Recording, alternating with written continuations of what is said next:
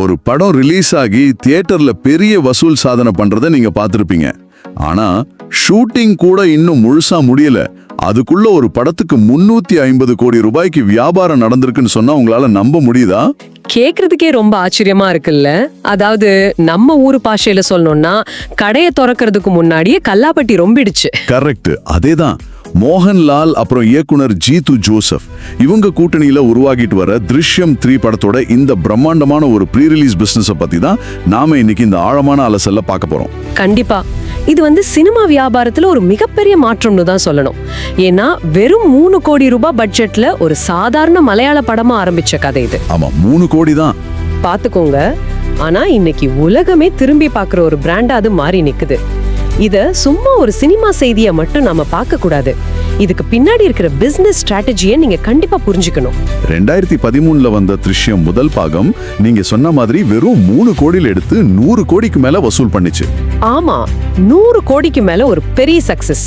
இத நினைச்சு பார்க்கும்போது ஒரு சின்ன ஸ்டார்ட் அப் கம்பெனி இன்னைக்கு பல கிளைகள் இருக்கிற ஒரு உலகளாவிய கார்ப்பரேட் நிறுவனமா மாறினதுக்கு சமம்னு தோணுது.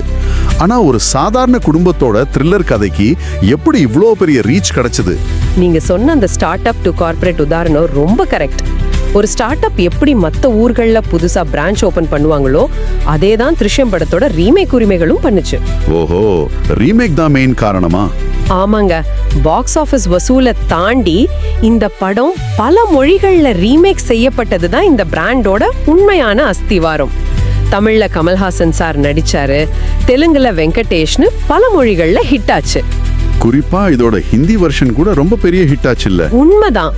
இதோட ஹிந்தி வெர்ஷன் மட்டுமே கிட்டத்தட்ட 1800 கோடி ரூபாய் வரைக்கும் வசூல் மழை பொழிஞ்சுது. அதுதான் இந்த படத்தை ஒரு நேஷனல் பிராண்டா மாத்துச்சு. சூப்பர். முதல் பாகம் தியேட்டர்ல பெரிய வெற்றி.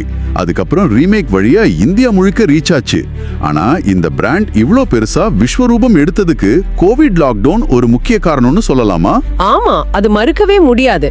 தியேட்டர் எல்லாம் மூடி இருந்த நேரத்துல OTTல நேரடியா ரிலீஸ் ஆன திருஷ்யம் 2 படமும் கிட்டத்தட்ட 350 கோடி ரூபாய் வசூல் பண்ணி மெகா ஹிட் ஆச்சு. அதனாலதான் இப்போ 3ஆம் பாகத்துக்கான எதிர்பார்ப்பு உச்சகட்டத்தில் இருக்குன்னு சொல்றீங்க. எக்ஸாக்ட்லி. அந்த எதிர்பார்ப்போட ரிசல்ட் தான் இப்போ பனோரமா ஸ்டுடியோஸ் நிறுவனம் பண்ணிருக்க இந்த 350 கோடி ரூபாய் ப்ரீ ரிலீஸ் பிசினஸ் டீல். ஒரு நிமிஷம் இருங்க, இது எனக்கு கொஞ்சம் கூட புரியல. ஒரு சீனை கூட இன்னும் முழுசா ஷூட் பண்ணி முடிக்கல, அதுக்குள்ள 350 கோடியை முதலீடு பண்றது கொஞ்சம் ரிஸ்கான விஷயம் இல்லையா? வெளியில இருந்து பாக்குறப்ப அப்படிதான் தோணும். பின்ன எப்படி ஒரு ஸ்டுடியோ படம் எப்படி வரும்னு கூட தெரியாம இவ்வளவு பெரிய தொகையை போடுவாங்க? ஒருவேளை படம் சரியா போகலைன்னா என்ன ஆகுறது? இங்கதான் ஒரு பெரிய பிசினஸ் தந்திரம் இருக்கு. அதாவது பனோரமா ஸ்டுடியோஸ் இந்த 350 கோடியை கொடுத்து வெறும் தியேட்டர் உரிமையை மட்டும் வாங்கல. வேற என்னெல்லாம் வாங்கியிருக்காங்க? தியேட்டர், டிஜிட்டல் ரைட்ஸ், வெளிநாட்டு உரிமைகள், அப்புறம் முக்கியமா இதோட ஹிந்தி ரீமேக் உரிமை, இது எல்லாத்தையும் சேர்த்து ஒட்டுமொத்தமா ஒரு பண்டிலா வாங்கியிருக்காங்க. ஓ, அப்போ இது ஒரு சேஃப் கேம் தான் சொல்றீங்க? கண்டிப்பா. இது பிசினஸ்ல ரிஸ்க் மிட்டிகேஷன் சொல்லுவாங்க.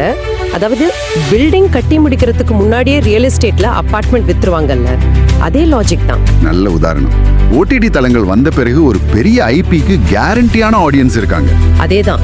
அதனால புதுசா ஒரு 50 கோடியில படம் எடுத்து ரிஸ்க் எடுக்கிறத விட மக்கள் மனசுல ஆழமா பதிஞ்ச திருஷ்யம் மாதிரி ஒரு பிராண்ட்ல 350 கோடி முதலீடு பண்றது ஸ்டுடியோக்களுக்கு ரொம்ப பாதுகாப்பான பிசினஸ். அட, இதுதான் விஷயமா? அதாவது இப்போ திருஷ்யம் 3 ஒரு படம் அப்படிங்கறத தாண்டி பங்கு சந்தையில விற்கப்படுற ஒரு அதிக மதிப்புள்ள ஷேர் மாதிரி மாறிடுச்சு. ரொம்ப சரியா சொன்னீங்க. சமீபத்துல மலையாள சினிமாவிலே அதிக வசூல் செஞ்ச படமா லோகா சாப்டர் 1 கொண்டாடப்பட்டுச்சு. ஆமா, அந்த படம் கூட மொத்தமாவே 303 கோடி தான் வசூல் பண்ணுச்சுன்னு ஞாபகம். கரெக்ட், 303.367 கோடி.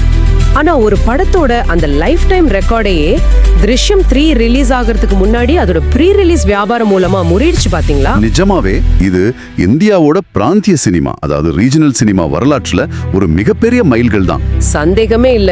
ஒரு நல்ல அழுத்தமான கதை இருந்தா மொழி எல்லைகள் எல்லாத்தையும் தாண்டி ஒரு இண்டஸ்ட்ரியே மாத்த முடியும். 3 கோடி பட்ஜெட் படத்தை 350 கோடி ப்ரீ ரிலீஸ் பிசினஸ் அளவுக்கு வளர்க்க முடியுங்கிறதுக்கு திருஷ்யம் ஒரு சிறந்த உதாரணம். ஆமா, இந்த திருஷ்யம் படத்தோட மாபெரும் வெற்றி நமக்கு ஒரு பெரிய கேள்வியும் விட்டுட்டு போகுது.